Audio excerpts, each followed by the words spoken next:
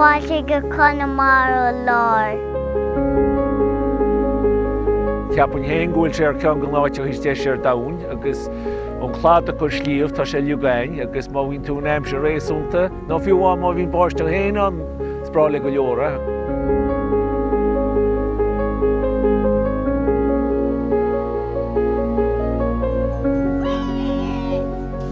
Is mis Clóide tá mé scoibhleacha agus tá mé rangatí.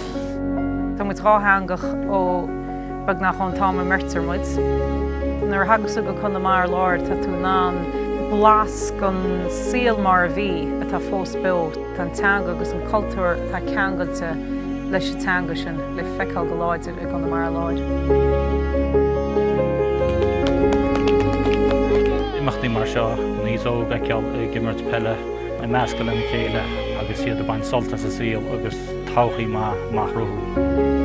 Tá nóigetá an siad iontacha lugin ar a haigeann sú ceol damsa tá misneach iontacha acu s ní cháilinte leis na féin.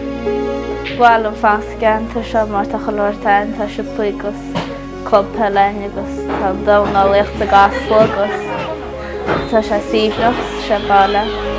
Bhí me mo chunaí th leabhar ar feadh rionsbá blianta agus d'fhairm a bhaim an báile ach ó tháinig me bháile nílas cenne deisnaí fostaíochta a tháinig i mo chreo a bhuíochas sin go an Ghaeilge.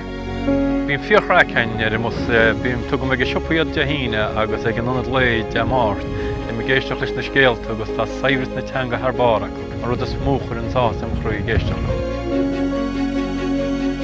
Is mis ifa agus is as á cin mé, tá mé déanamh céim sa Gaeilge an Ollscoil na hÉir an Gaillimh agus tá cá semestra Gaeltachta an seo leis an académí bhí garna.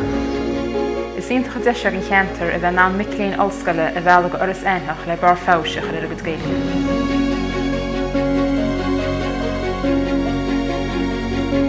A teanga bí bródú leabhadú.